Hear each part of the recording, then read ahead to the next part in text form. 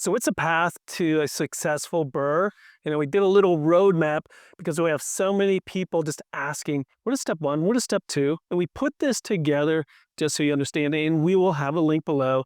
It is yours free because it is something you need to understand, because one of the most important things starting out in this roadmap is making sure you know where you're starting from. Part of it is knowing the properties, knowing your market on my short-term and my long-term rentals, mid-term rentals, whatever it may be. Make sure you understand what that market is and where you're buying in that market also. But next is, where do you start? And you really start with, as we say here, your long-term loan approval. Why? Because at the end of your BRRRR, when you have it rented, when you're starting to make money, you need to be able to put it into a long-term loan to make the money you're expecting. And if you don't know up front, if you're approved or that the property fits that long-term loan, then you, like other people, get to the end and they find out they can't refinance it. They can't keep it. They have to get rid of it. It's great cash flow. I just saw one of these in Florida. Clients getting in, they're making great money, but they set up their financing completely wrong, didn't go through the proper steps, and now they have to sell it.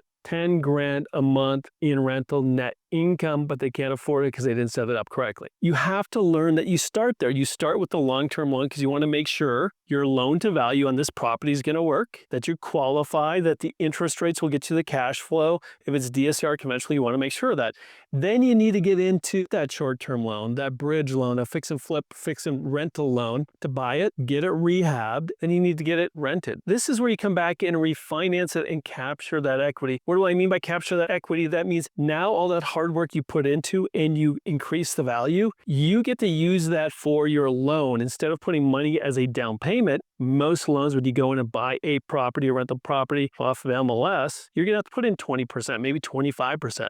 BRRRR is all about not transferring wealth, but creating it, because you are creating a higher value for that property. And this is why it was important to get pre-approved up front, because hopefully in 2 to 3 months, you're done with the rehab. You got it rented. Now you get to refinance it. You already know that it will qualify, LTV, and that the rate's going to work. And when I mean work, it's going to cash flow. It's going to give you the money you want now. And then you can get on to repeating. So remember, when you're looking at a BRRRR, always start with understanding the whole dynamics and where you end up, because where you end up really determines where you go from here. And what I mean by that is the repeat. You want to make this so successful, so good for you, that you want to repeat it. So if you want to learn more and get a great calculator to make sure your property fits in the guidelines, check below. We even have a great online course. Check the links below, and remember, for BRRRR, always start with where you're going to end up, the long-term loan.